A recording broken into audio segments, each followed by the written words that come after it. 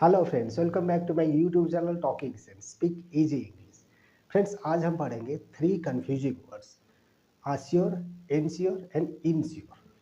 ये तीनों word confusing है ना? लेकिन बहुत आसान है, ये तीनों को हम डिफरेंशिएट कर सकते हैं।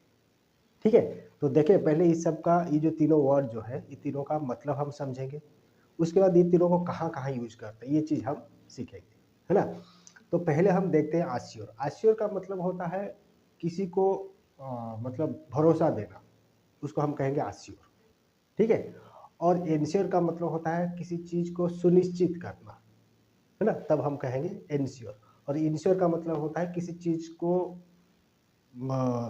बचा के रखना, उसको मतलब सुरक्षित रखना, जिसको हम कहेंगे कि मतलब बीमा करना। किसी चीज़ के ऊपर अगर हम बीमा करते हैं तब हम यूज करते हैं इंश्योर, है ना?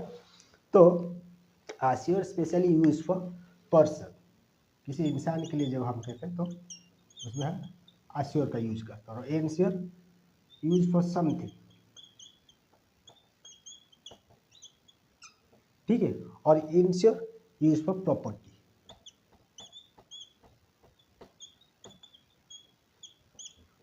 ठीक है, तो आश्योर का यूज करेंगे पर्सन के लिए, इंश्योर का यूज करेंगे समथिंग किसी चीज के लिए, और इंश्योर का यूज करेंगे प्रॉपर्टी के लिए, है ना, धन संपत्ति के लिए। ठीक है, और इसका जो यूज होता है, जैसे कि आश्योर हुआ, उसके बाद हम पर्सन को यहाँ लिखेंगे। ठीक है, और पर्सन के बाद अगर हम चाहेंगे दैट क्लॉज एक तो हम यूज कर सकते हैं, है ना? और इंश्योर जो होता है, यहाँ इंश्योर के बाद हम ऑब्जेक्ट का यूज करेंगे। ठीक है, और यहाँ भी वही ऑब्जेक्ट के लिए हम यूज कर, मतलब उसके बाद हम ऑब्जेक्ट को रखेंगे। ठीक है, अच्छा देखो, इसको बेहतर से अगर हम समझना चाहते हैं तो ये जो वर्कशीट दिया गया है, ये वर्कशीट को अभी हम कंप्लीट करेंगे, तब पूरा क्लियरली हम समझ जाएंगे कि आश्योर, एनश्योर एंड इंश्योर, ये तीनों का डिफरेंस क्या है ना? तो पहला वाला सेंटेंस लिखा है, the teacher blank the students of full support, है ना? तो देखो यहाँ द स्टूडेंट्स, ये पर्सन है ना? हम बोले थे आश्योर के बाद पर्सन रहेगा, द स्टूडेंट्स ये पर्सन है, तो हम यहाँ लिखेंगे the teacher assured the students of full support, है ना? हम यहाँ पास्ट फॉर्म में लिखें। अगर हम चाहेंगे विल एश्योर भी लिख सकते हैं, है ना? अगर हम प्रेजेंट सिंपल प्रेजेंट में भी लिख सकते हैं, the teacher assures the student of full support, ये भी लिख सकते हैं। तो यहाँ हम यूज करेंगे एश्योर, है ना? Then second, please blank all the doors are locked, please blank all the doors are locked. हम बोले थे ऑल द डोर्स, ये क्या है? ऑब्जेक्ट है ना? तो यहाँ हम लिखेंगे please ensure all the doors are locked मतलब सुनिश्चित करना है कि जितने सारे दरवाजे हैं सब बंद है ना? तो हम यहाँ लिखे ensure, please ensure all the doors are locked. ठीक है, देन ये वाला, he blank his house against fire. देखो, ही ब्लैंक हिज हाउस यहाँ हाउस जो है वो प्रॉपर्टी है, प्रॉपर्टी को क्या करता है इंसान? इंश्योर करता है। तो he insured,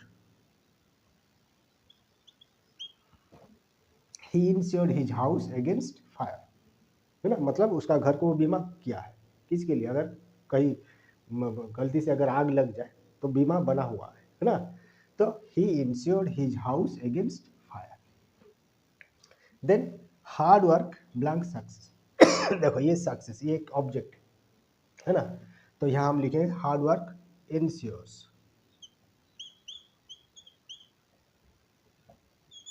hard work ensures success, मतलब हार्ड वर्क करोगे तो सक्सेस सुनिश्चित है ना? अच्छा, फिर you should blank your bike, you should blank your bike, your bike ये एक प्रॉपर्टी है ना? तो उसके लिए हम यूज करेंगे ensure, you should ensure, you should ensure your bike, अपना बाइक को इंश्योर करना चाहिए, मतलब उसके लिए इंश्योरेंस आपको बनाना चाहिए, है ना? You should ensure your bike. Then she blank her parents that she was safe जैसे हम बोले थे, जैसे पर्सन के लिए यूज होता है, फिर दैट क्लॉज भी हम यूज कर सकते हैं, तो यहाँ ये पर्सन है सी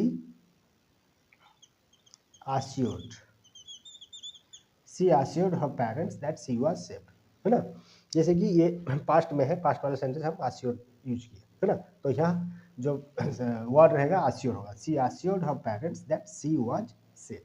ठीक है, तो ये था assured, ensure एंड insure तीनों का डिफरेंस। बहुत इजी है, अगर आप इसको अच्छे से थोड़ा ध्यान से देखोगे समझ में आ जाएगा कि कहाँ किसको और कहाँ यूज करना है।